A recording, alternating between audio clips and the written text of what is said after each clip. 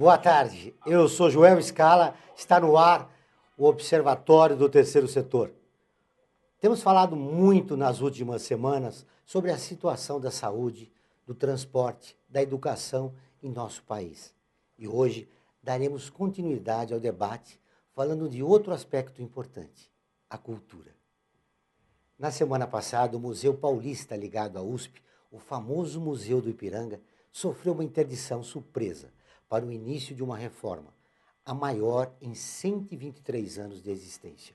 A interdição seria só em outubro, mas foi antecipada após um laudo apresentado pela empresa responsável pela avaliação. O museu já apresentava problemas desde 2012, segundo reportagens que demonstraram pedaços de reboco da fachada caindo e o forro de um dos principais salões que já havia cedido mais de 10 centímetros. O Museu do Ipiranga deve começar a reforma em 2014 e sua abertura está prevista somente para 2022. No momento que o Brasil começa a se reinventar, debater, reivindicar, é fundamental que passemos a dar mais atenção aos nossos bens culturais. Victor Brecheret é um dos nomes mais importantes da escultura no Brasil e no mundo. Não deveria ser muito difícil encontrar um ambiente favorável à preservação do patrimônio que ele deixou. Para quem não sabe, o monumento às bandeiras no Parque do Ibirapuera, na zona sul de São Paulo, é uma da obra de Brecheret. Além do descaso do poder público com as artes em geral, nós brasileiros muitas vezes também não respeitamos e preservamos o nosso patrimônio. Este é o tema de hoje do nosso programa. E eu tenho aqui comigo dois convidados que realizam um importante trabalho pela preservação da nossa cultura. Sandra Brecheret Pellegrini, presidente da Fundação Escultor Victor Brecheret, que existe desde 2001. Durante esse período, Sandra dedica-se a preservar a obra do seu pai, um dos mais importantes artistas plásticos da nossa história. E Fernando Mauro Barrueco, diretor executivo da Fundação Nemirovsky, criada em 1987 com o objetivo de preservar e divulgar o acervo das obras de artes colecionado pelo casal Nemirovsky, um acervo de 271 obras tombadas pelo IPHN, uma coleção que representa boa parte do modernismo brasileiro. E você que nos acompanha na página do Facebook, internet ou Rádio Trianon AM 740, pode participar enviando suas perguntas através da nossa página www.facebook.com/Observatório 3 Setor. Muito bem.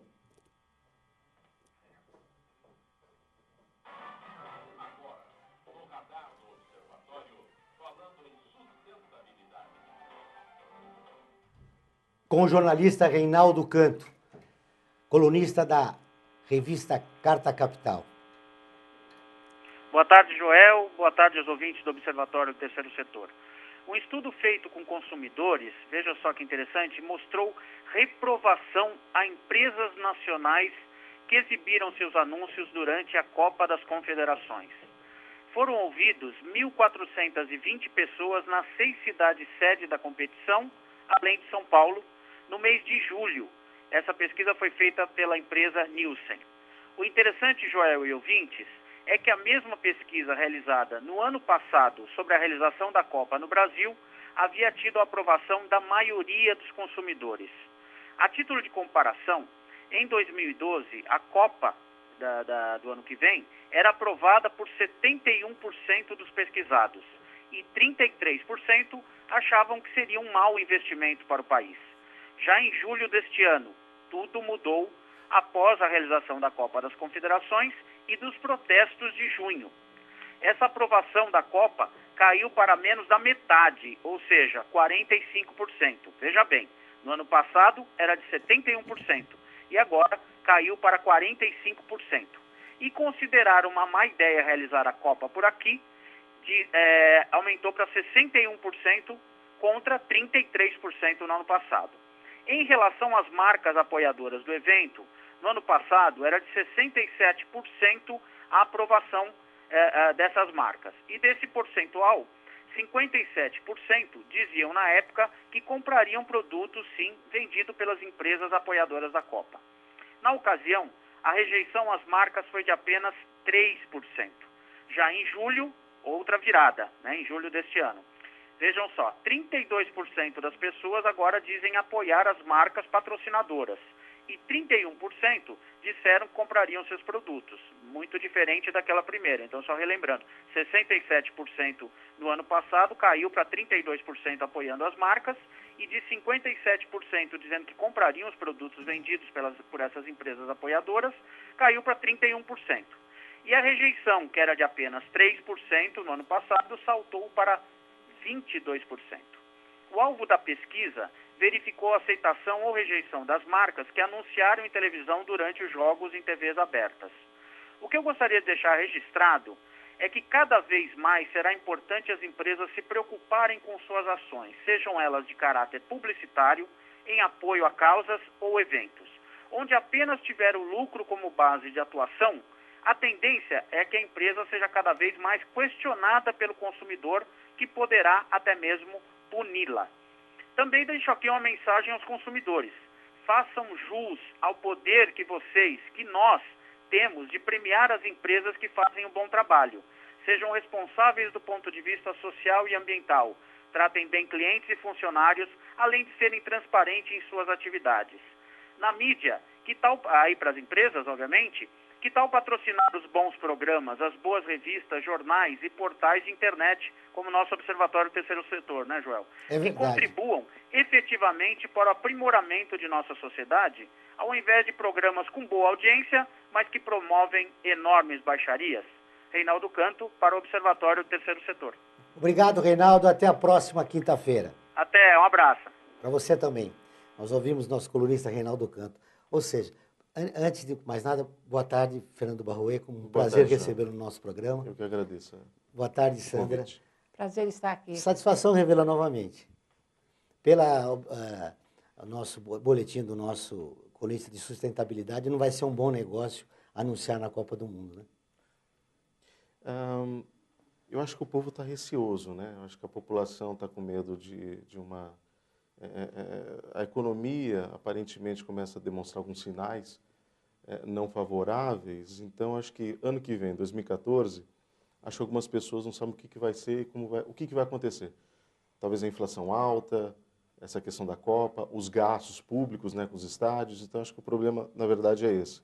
Então, acho que essa questão de ter a Copa ou não, acho que o pessoal está um pouco mais com receio, com medo do que vai ser ano que vem, ninguém sabe. O grande problema são as obras superfaturadas. Mas o tema do programa de hoje é educação, né? Desculpa, é cultura. Sandra... Que está junto com a educação. É verdade. Sandra, nós, no início do programa, falamos do problema do Museu do Ipiranga e o descaso das autoridades com as nossas obras de arte, com a cultura em geral. Como é trabalhar para preservar a obra do seu pai num ambiente como esse? Muito difícil. É difícil, não temos apoio nenhum de governos, nem qualquer escalão, nada. Ultimamente, a gente tem estado um pouco mais receoso, porque vemos pela frente um ano onde só futebol e política será o tema. As empresas estão voltadas, infelizmente, para o futebol. Elas não dão atenção à cultura. E existe, embora não esteja ainda muito claro, está um pouco nebuloso, um panorama de amadurecimento da população, o que nos deixa muito alegre. Quem lida com a cultura sofreu muito esses anos. Então, agora vemos um grupo de pessoas saindo à rua, gente que eu diria até de classe média, que tem noções de cultura, pelo menos primária, de arte, e tem já noções de educação. Alguns estão na faculdade, outros trabalham, mas se informam. Isso é um alento para nós, sabe? Virá no futuro, os governos que se preparem, virá qualquer coisa a respeito disso, no bom sentido, no sentido de uma melhora de consciência geral. Pelo que disse o jornalista Reinaldo Canto, não vai ser um bom negócio as empresas se ligarem só ao futebol. porque a população está rejeitando a Copa do Mundo como rejeitou a Copa das Confederações. Eu acho isso um amadurecimento, porque o futebol é um esporte lindo, plasticamente muito bonito, mas é só ali, a nossa vida continua no dia seguinte. O povo tem que pegar ônibus, tem que pagar mais caro, o supermercado, as contas estão subindo, e isto é o primeiro item da vida do povo em geral. Agora, a cultura, infelizmente, ela vem lá no final. Ela, na realidade, não traz dinheiro para governo. Não existe negociações, grandes grupos, nada disso. Então, ela é jogada para o quinto mundo lá embaixo. Fernando, a Sandra disse que houve um amadurecimento da população e uma visão mais crítica em relação às coisas que acontecem no país depois das manifestações. Você concorda com isso? Eu concordo, mas acho que está muito modesto ainda essa evolução. Acho que falta muito mais ainda essa conscientização de compreensão, entender o que é a cultura brasileira.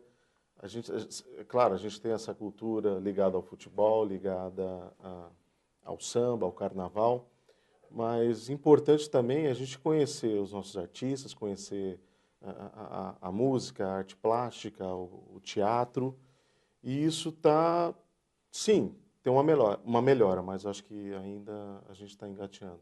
Eu perguntei à Sandra como é que é atuar nesse cenário em relação ao Nemirovski. São muitos os problemas, né? Acho que o problema maior de toda a fundação ligada à área cultural é o financeiro, né? As empresas, elas buscam aquela cultura de massa. Então, elas querem que o produto dela esteja vinculado a uma cultura de massa. Mas eu acredito que toda essa produção artística no Brasil, né, desde a da época colonial até atualmente, eu acho que ela pode, sim, atingir a massa. Ela tem uma forma, né? E eu acho que isso é uma luta, pelo menos nossa, de tentar divulgar, de tentar levar essa arte para todos. Então, esse é um objetivo principal, é a nossa missão. Você tem visto também alguma mudança nesse cenário, Sandra? Tenho visto, sim. Tenho visto algumas coisas muito pequenas ainda, como ele disse, concordo. Ainda está no início, mas existe uma necessidade de se ampliar os conhecimentos das crianças, dos jovens, dos adultos. Uma curiosidade, pelo menos uma curiosidade. Isso já é uma coisa muito boa, porque até anos atrás nem existia isso. Nós falamos para as paredes, praticamente. Então, hoje não, hoje se conversa, hoje se pergunta, se questiona. Então, isso é muito bom. Está começando um processo. E governo nenhum vai parar isso. Falta políticas públicas do governo para incentivar a população. Mas hoje a população, a classe média, tem mais acesso à cultura? Tem boas exposições para serem vistas nos grandes centros urbanos? Claro, tem. Eu acho que está tendo até uma exposição agora que está tendo fila de 2 horas para assistir, né? Que é do renascentismo, né? É uma exposição no Centro Cultural do Banco do Brasil e você vê que a população tem necessidade, ela tem vontade, ela tem fome de arte, né? E ela, quando tem coisas boas desse nível, as pessoas vão.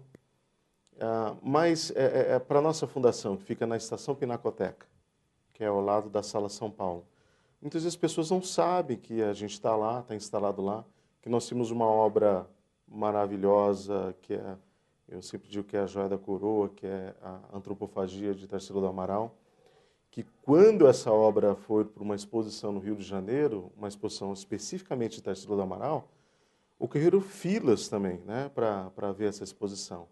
Então, falta um pouco dessa divulgação, é claro, mas sempre está atrelada à questão financeira. Então, se nós tivermos condição financeira, patrocínio, aí sim a gente consegue fazer a divulgação e trazer mais o público para perto dessas obras. A maioria das empresas ainda não estão sensibilizadas, não tomaram consciência da importância disso, né? Agora, nós temos também uma dificuldade, que é a caricatura que se faz do país, né? Internamente a gente aceita isso. Nós somos o país do futebol, do carnaval, não da cultura, né? Infelizmente, isso é uma realidade e dificulta muito a exposição do país fora do país.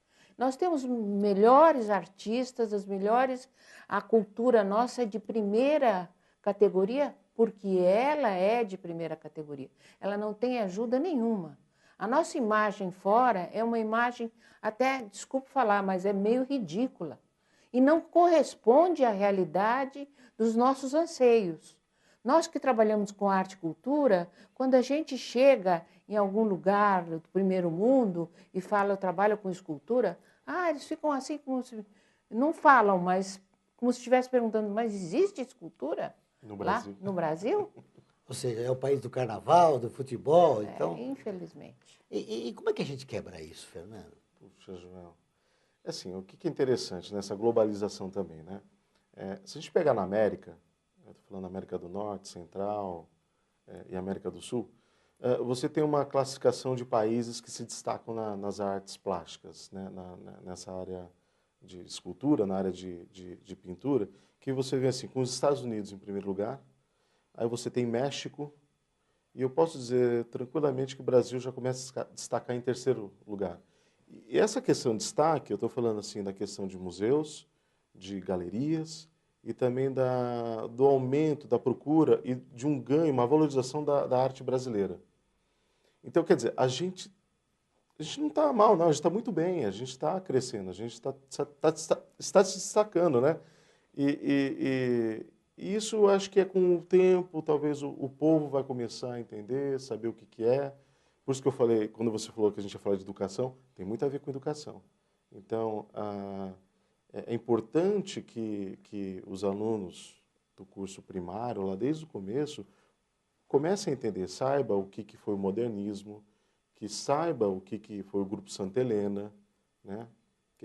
Que foi o concretismo aqui em São Paulo, que foi o Grupo Frente lá no Rio de Janeiro. Então, que eles comecem a ter um entendimento de toda essa evolução histórica da arte, que são as nossas raízes, né? A Nemirovski tem um projeto, ou algum projeto já solicitando aí apoio das empresas ou do próprio governo para sensibilizar essas crianças que estão no ensino básico? Temos sim. Nós aprovamos agora um plano anual, ele está aberto à captação. Uma das nossas ideias é na área da educação, porque você tirar uma obra como antropofagia e sair numa itinerância pelo interior é muito complicado. Você tem um problema de seguro. Mas nós queríamos fazer como se fosse um giclê dessas obras de tamanho natural e contando a história, com multimídia, para trazer a criança, o adolescente, para entender quem foram essas pessoas, né? Quem foi Brecheret? Quem foi Tarsila do Amaral? Quem foi Portinari? E nós temos esse projeto. Quer dizer, um projeto aprovado e estamos aguardando a captação, um patrocinador. É interessante, né, Sandra? Muito interessante. O que está acontecendo com a nossa fundação é exatamente isso. Nós fomos procurados pelos professores da Secretaria de Educação do Estado para fazer um projeto para levar Brecheret para as escolas do interior, do interiorzão, lá embaixo. Eles vão trazer para cá. Eles estão fazendo vídeo, fotografia, textos, tudo, até uma coisa interessantíssima, até para deficientes visuais. Então, eu estou junto com esse pessoal, nós estamos trabalhando, eu cedi meus direitos e dentro desse panorama muito agradável de trabalho, nós devemos até o final do ano começar desenvolver esse projeto realmente. Muito bem, nós vamos para o intervalo e voltamos dentro de instantes. Aguardem. Tendência Mídia. Comunicação, estratégia e inteligência. A Tendência Mídia é uma empresa moderna que desenvolve soluções e realiza projetos de comunicação e mídia na área pública e privada.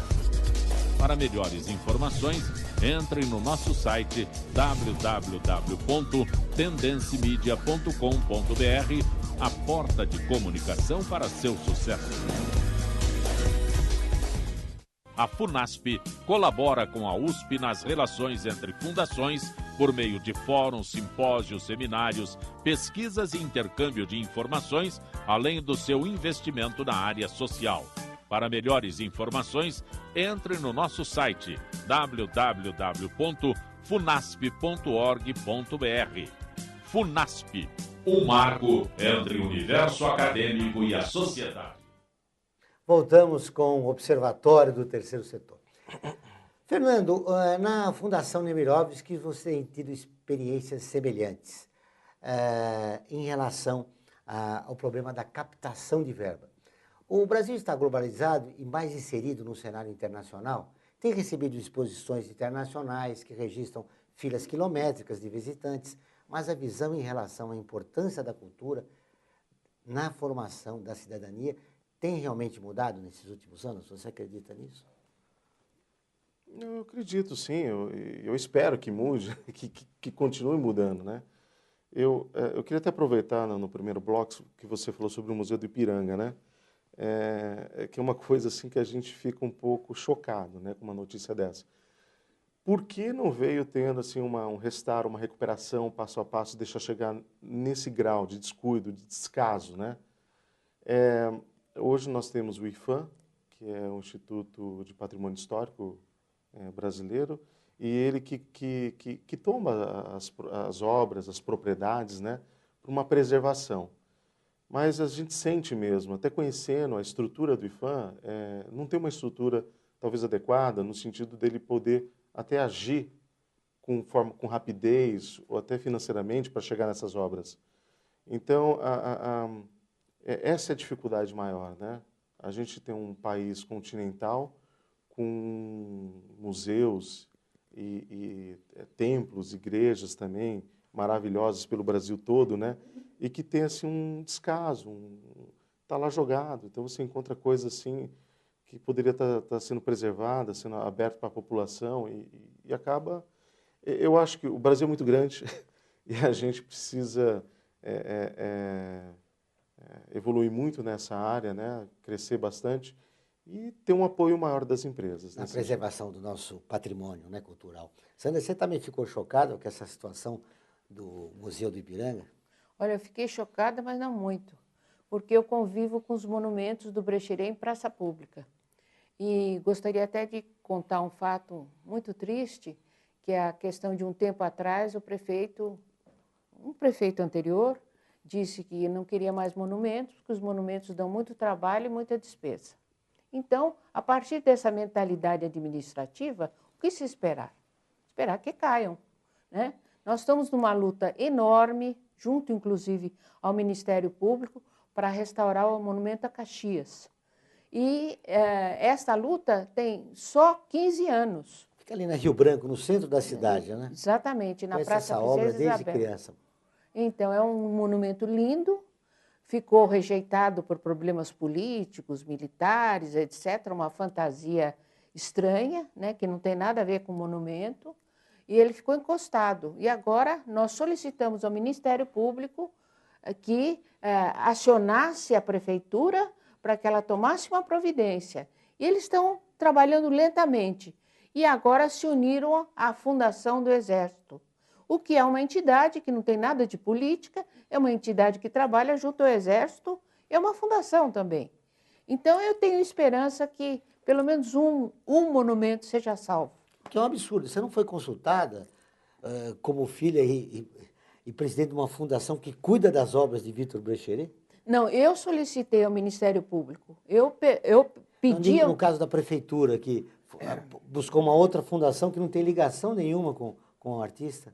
Bom, o que acontece é o seguinte, que eu estou junto desse grupo, né? A Fundação Escultor Victor Brecheret vai atuar como apoio logístico, que eles chamam. E a Fundação do Exército também com apoio logístico. A Prefeitura é que teria que fazer isso.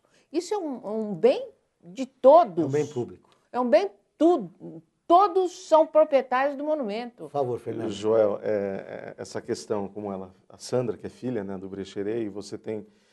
acabou de acontecer isso na semana passada, em Santo André, tem um grande artista lá do movimento concretista, que é Luiz Saciloto.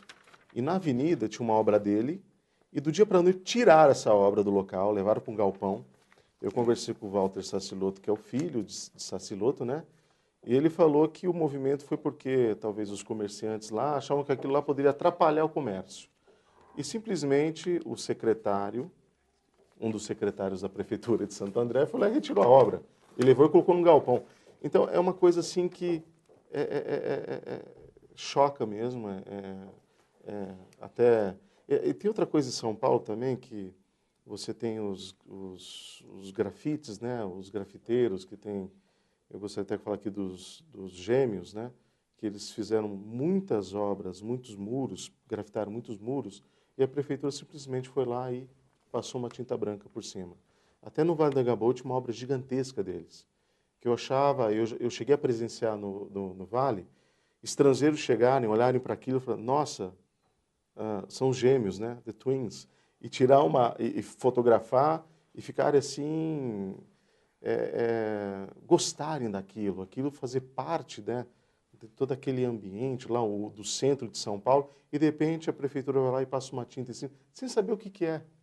Então, são coisas incompreensíveis. Exato. Por que desse obscurantismo, Sandra? Por que não há compreensão com o nosso histórico cultural? É porque os administradores que são eleitos, eles não têm nenhum vínculo com a cultura e com a educação. Eles, lamentavelmente, eles são apenas profissionais da política. Só se limitam a isso e o mais não interessa a eles. Isso é uma realidade que está se constatando agora. Infelizmente, não temos um administrador, seja de qualquer setor, que tenha uma sensibilidade, que tenha interesse, que vá ao local, que vá buscar novos artistas ou fundações que seja para ajudar. Nada. Nós temos profissionais políticos, só. Esperamos que as manifestações populares que aconteceram no país resgatem a cidadania e esse ambiente possa mudar, né, Fernando? Sem dúvida. Eu falei de um secretário sobre o Sacilotto, mas o secretário de Cultura, que é o Raimundo Salles, ele ficou muito preocupado com isso. E o Walter Sacilotto falou que ele ligou para tentar consertar essa situação. Mas, infelizmente, é o que a gente acaba presenciando. Eu tenho aqui, Sandra, uma relação das obras de Brecheria aqui no município de São Paulo. A Fundação conhece como está a situação de cada obra? Conhece. Você citou a Duque de Caxias na Praça Princesa Isabel, ali na Avenida Rio Branco. Monumento das Bandeiras, eu falei no início, me referi a essa obra no início do programa. O Fauno, no Parque Siqueira Campos de São Paulo. Ele está razoável. Não é um bom cuidado, mas ele dá para se levar. O que está muito ruim também é o Largo do Aroche. Isso que eu ia te perguntar, depois do banho, né? Depois do banho, uma peça lindíssima do Brecheret, feita em torno de 1940, adquirida pelo então prefeito Prestes Maia, no barracão do Ibirapuera. E o que acontece com ela? Hoje ela é repositário de usuários de crack, e que fazem suas necessidades em volta, e a escultura está lá abandonada, cheia de lixo em volta, ela não é prestigiada, ela não é nem sequer olhada, porque não dá para olhar, ela causa mal-estar. Você sabe que eu percebi as condições da obra, depois do banho, na virada cultural do ano passado, eu vi um show ali no Largo do Aroche e vi que ela realmente estava em péssimas condições. Inclusive, no momento, sendo utilizada até pelos moradores de rua, né, para fazerem suas necessidades. O que é um absurdo, né, Fernando? Sem dúvida.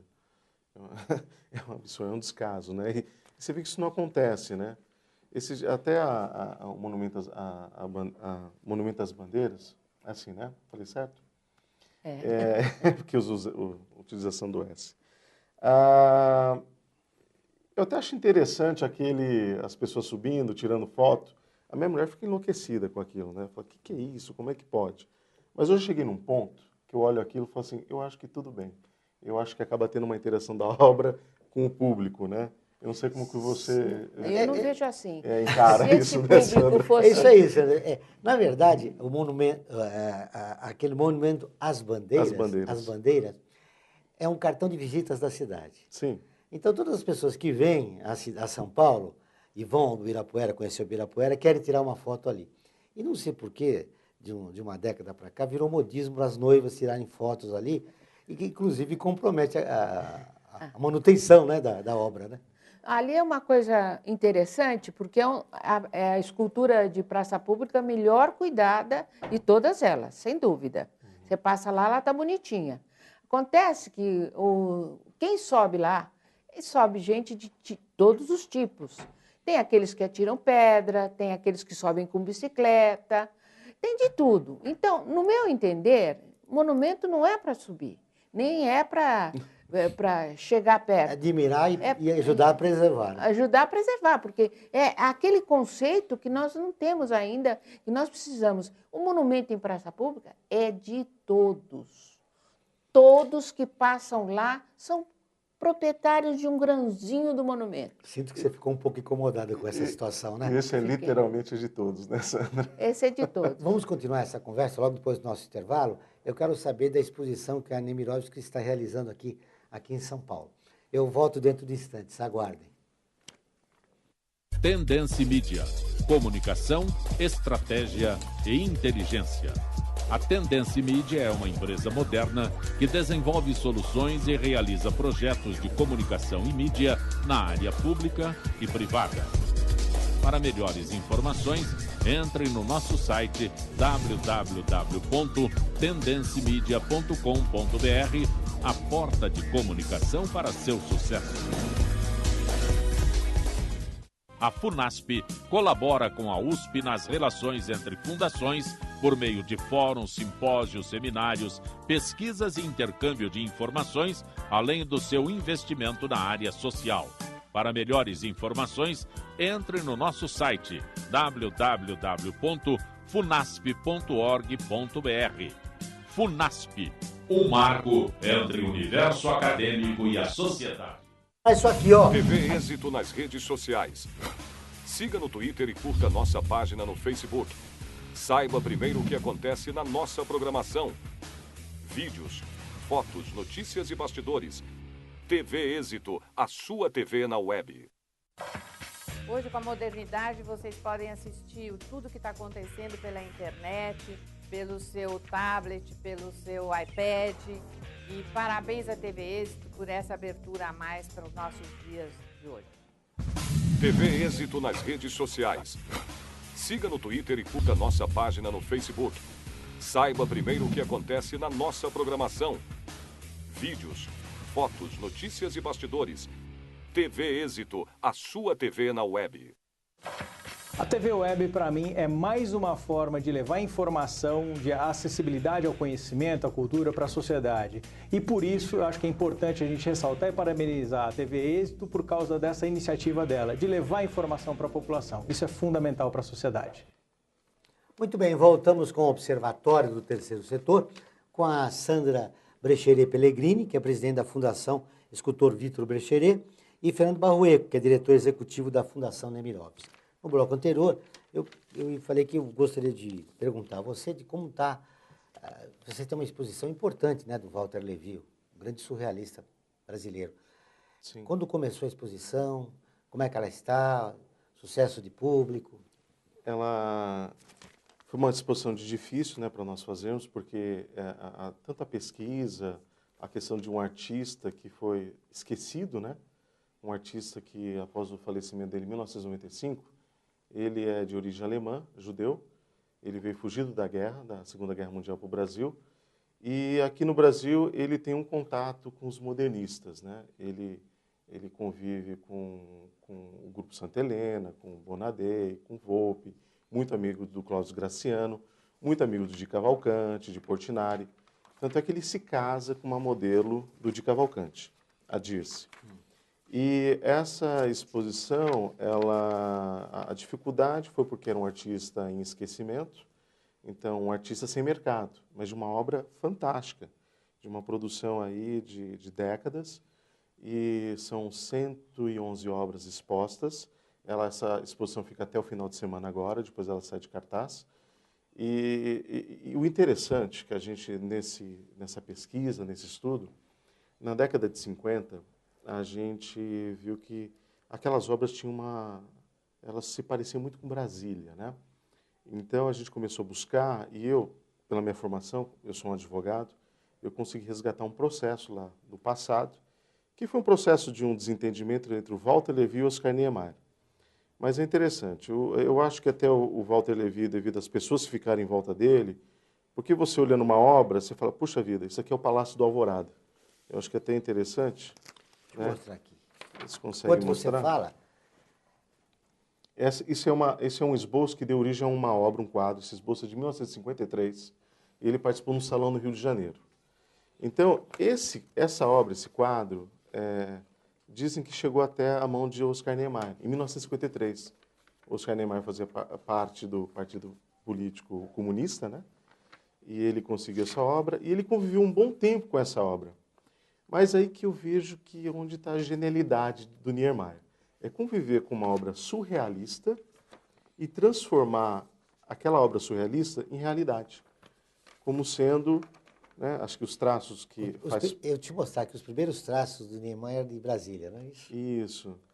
Então, ele até disse, né, num depoimento... Há uma semelhança muito grande. Muito né? grande. O Oscar Niemeyer disse o seguinte, olha, eu poderia ter utilizado de colunas cilíndricas e retangulares, mas buscando uma leveza...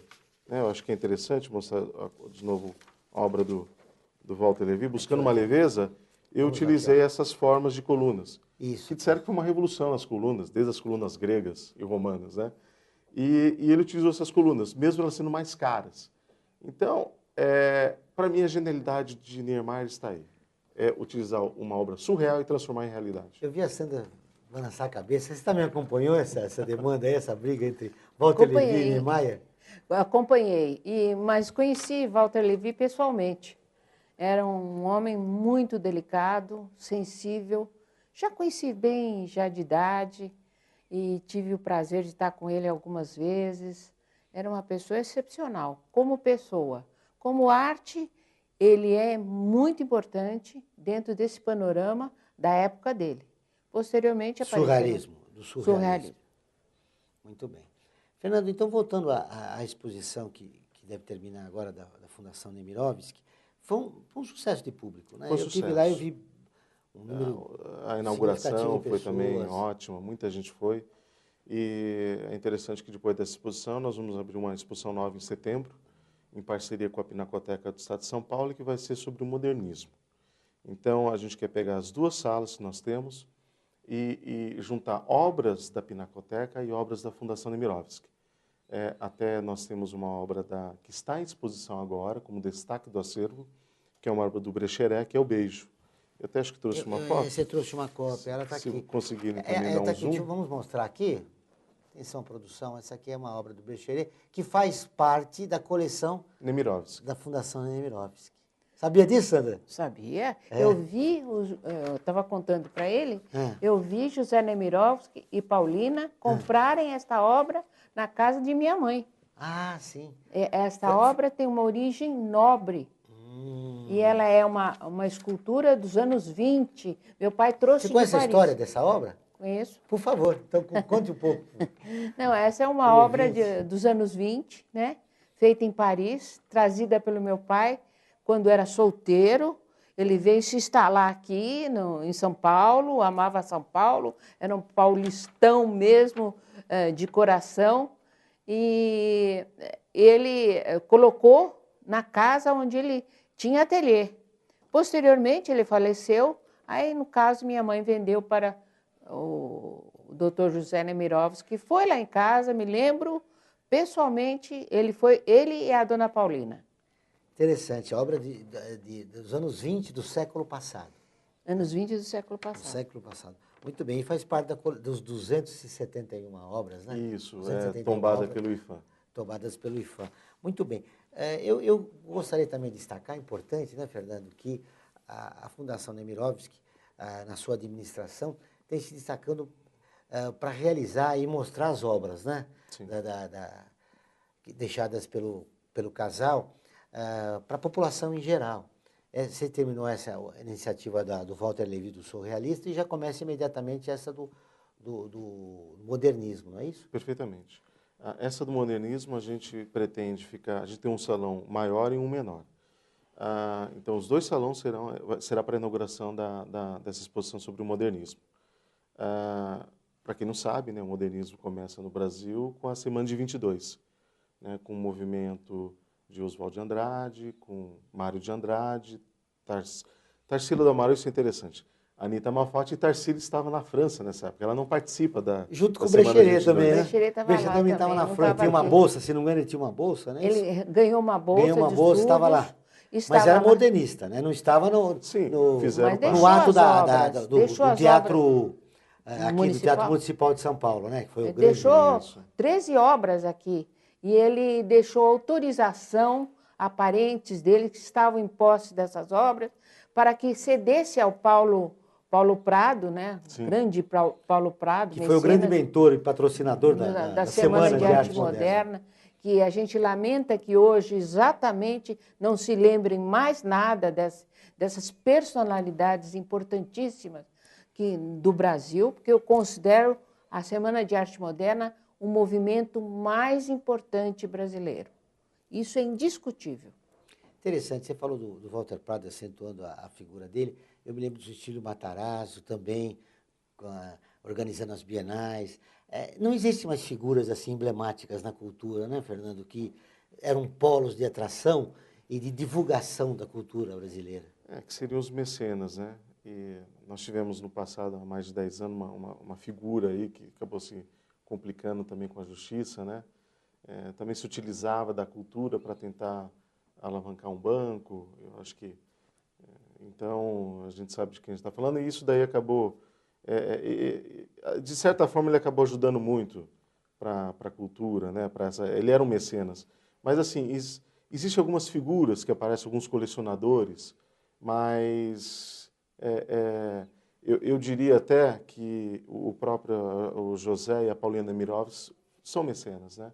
E eu acho que o ato de constituir uma fundação e uma coleção valiosa e entregar para a população, para a comunidade, se desprendendo disso, falar isso não é mais meu, agora é da sociedade, isso é um ato tão nobre e tão né, materialista, que é uma coisa assim que não tem. E eu acho que isso deveria ser repetido mais vezes. Você sabe que eu me lembrei de outro nome, que é o Assis Chateaubriand, quer dizer, ele tem um lado da comunicação, que teve um grande império aí de jornais, revistas, rádio e televisão, e que ele criou o MASP, trouxe o Maria Bardi, né? Trouxe o Bardi e a esposa para criar o MASP, e ele não é nem sequer mencionado. E quando é mencionado, de uma maneira com desdém, né? Pela atuação dele na área da comunicação. Mas, como um mecenas, ninguém fala da importância dele para o MASP, né? Roberto Marinho também é outra figura da área de comunicações, que é um mecenas, foi um mecenas, né? Infelizmente, esses grandes nomes, personalidades, eles está sendo difícil de aparecer substitutos. Estão se mediocrizando, entrando para um caminho mercantilista. Eu compro obras, deixo no meu apartamento e tudo bem. Não, tem que mostrar, como fez o Zé Nemirovski, o Chateaubriand e outros, tem que mostrar, tem que educar, tem que ensinar. Nós temos que ser generosos com isso. O que adianta eu ter o nome do Vitor Brecheret, sou filha dele, e nada, acabou aí? Não, meu pai é muito maior do que isso. Eu tenho que deixar o nome dele instituído.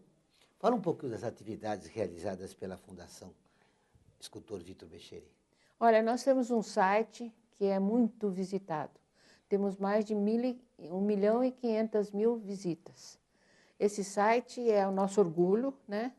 É a nossa fonte de prazer, né? E a gente incorpora esse site toda vez que a gente tem um evento, como agora eu tive em janeiro, eu tive o evento da doação que eu fiz de uma escultura para o Museu da Câmara dos Deputados. Todo mundo vai falar, mas a Câmara dos Deputados é muito rica. Não, não se trata disso, eu não penso assim. Eu penso o seguinte, que a Fundação e eu temos a obrigação de deixar o Brecheret atuante. O que adianta? Eu vou embora, morro e o Brecheret morre comigo? Não, tem que continuar. E a Fundação tem a obrigação de continuar esse nome. E, ou seja, o seu objetivo na frente da presidência da Fundação Vitor Brecheret é preservar de uma maneira de que você doa para lugares, espaços públicos onde você sabe que vão conservar e vai preservar, aí seria a preservação da obra dele. Né? Exatamente isso. A ideia é essa, eu já fiz algumas doações importantes, Ministério de Relações Exteriores, fiz ao Senado da França. Tem uma relação aqui, mas você pode falando, por favor. Senado da França, fiz... do Palácio do Governo aqui em São Paulo, no Campos de Jordão lá. Tem uma obra dele lá, não tem? Tem. Não fui eu que doei. Foi comprada pelo Arrobas Martins, isso, há muito tempo atrás, quando o Paulo Egídio era governador. Eu frequentei muito o Teatro Maria de la Costa, mas não lembro da Joana d'Arc lá. A Joana d'Arc, a última notícia que eu tenho dela é que está em Paraty. Ah, então tá em quando ela vendeu o teatro, acho que ela levou, Maria de la Costa levou para... Ela tem uma pousada lá em Paraty, então deve ela ter levado vendeu a pousada, mas a pousada continua com a escultura lá dentro. Muito bem, eu estou vendo. Aqui também, no Palácio do Itamaraty, em Brasília, é o banho de sol, né, que você está falando? Banho de sol foi doação minha na época. O grupo foi vendido, está na França, né? O grupo La Roche-sur-Yon. Não, a La Roche-sur-Yon foi uma escultura que estava perdida durante a Segunda Guerra Mundial. Ela ficou no Jardim de Luxemburgo, foi escondida dos alemães, né? E depois, posteriormente, o governo francês levou a La Roche-sur-Yon, que é ao sul da França, onde é um lugar onde tem cavalos, e é uma região de muito progresso, muito desenvolvimento. Ela está lá em frente à biblioteca principal da cidade. Tem o retrato de Santos Dumont, que está na sala presidencial da Base Aérea de Brasília, o busto do Barão de Brasília, o Machado, está no salão do júri do Tribunal de Justiça do Estado de São Paulo. Esse eu não conheço. A poetisa Francisca Jura, na Pinacoteca do Estado. É uma maneira inteligente, né, de preservar as obras, né? Em vários lugares públicos, né?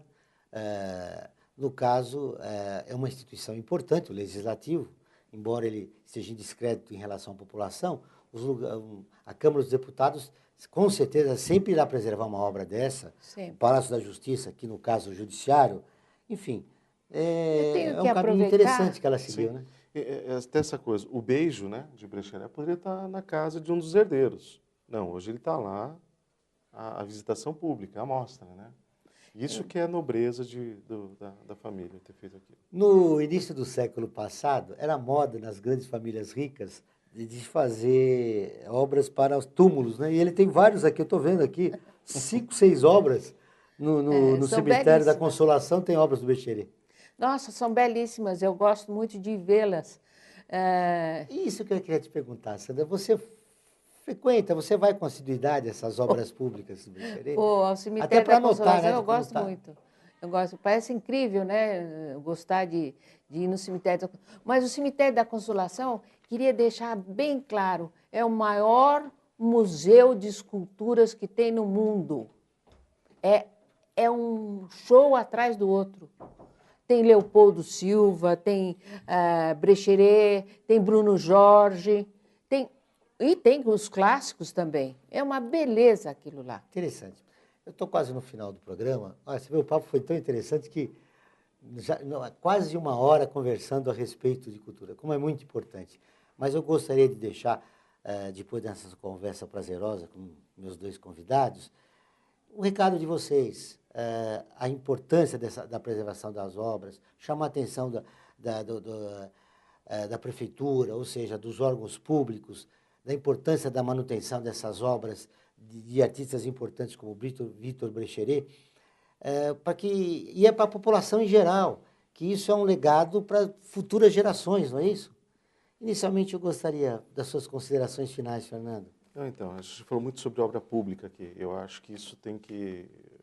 Foram casos falados, até lá de Santo André, aqui de São Paulo, dos grafiteiros, e para que o poder público não faça mais isso, né? Quando for colocar uma tinta branca em cima de um grafite ou retirar uma escultura de uma via pública, que consulte. Tente saber o que é aquilo. Não faça. Isso aí isso é um crime, é uma violência, né? Com a própria cidade, do meu ponto de vista. Então, e também para que as empresas tenham uma consciência, a gente consiga desenvolver esse trabalho e também os colecionadores sejam, os grandes colecionadores possam fazer a mesma coisa que José e Paulina fizeram. Me ocorreu agora, Fernando, será que uma lei resolveria, uma lei municipal, estadual resolveria? Provavelmente sim, porque aí teriam que, sabendo que tem lei, não pode fazer. Ou primeiro, pelo menos consultar as bases, ou a família, ou uma fundação que tenha a proteção daquela obra pública. Muito obrigado pela sua presença, parabéns pelo seu trabalho frente à Fundação Nemirovsky. Eu que agradeço. Suas considerações finais, Sandra. Olha, eu particularmente não acredito em lei. A lei, existem centenas de leis, elas não são respeitadas. Não há como fiscalizar, não há como controlar, é um país muito grande, é um país de diferentes camadas de população, de conceitos de população, a qual vivemos todos juntos aqui, né? E eu gostaria só que as autoridades tivessem mais consciência com as obras de praça pública, com as obras, com os museus, com o Museu do Ipiranga, tivessem consciência do amanhã. Elas também têm filhos, elas também têm netos. Esses gostariam que netos fosse o quê? Jogador de futebol ou qualquer coisa? Não, poderiam ser até artistas, arquitetos, todo mundo junto, organizado para um país melhor, para um país do futuro. Meu pai dizia que o Brasil é o país do futuro. Eu continuo falando, o Brasil é o país do futuro, que do presente está difícil. Obrigado pela sua presença e desse desabafo franco seu a respeito de como anda a cultura no nosso país. A produção do Observatório do Terceiro Setor é de Joana Ferreira, Maria Fernanda Garcia. A redação é de Ana Rogers. Os trabalhos técnicos de Cléo Rodrigues. Conheça o nosso portal www.observatório3setor.com.br. Assista o Observatório do Terceiro Setor no canal 13, NET Cidade, todas as quartas-feiras à meia-noite. Se não assistiu, veja as reprises às quintas-feiras às 10h30 da manhã, na madrugada de domingo para segunda a 1h. E se você tem algumas dúvidas ou sugestões ou críticas, envie um e-mail para faleconosco@observatório3setor.com.br. Estamos também no Facebook. Acesse e curta a nossa página www.facebook.com/Observatório 3 Setor. Se quiser ouvir novamente o nosso programa, dentro de instantes ele estará disponível na nossa página do Facebook. Chegamos ao final de mais uma edição do Observatório do Terceiro Setor. Eu sou Joel Scala e vamos estar juntos toda semana. Espero você aqui, trabalhando e ajudando na construção de uma sociedade mais justa, solidária e sustentável. Boa tarde.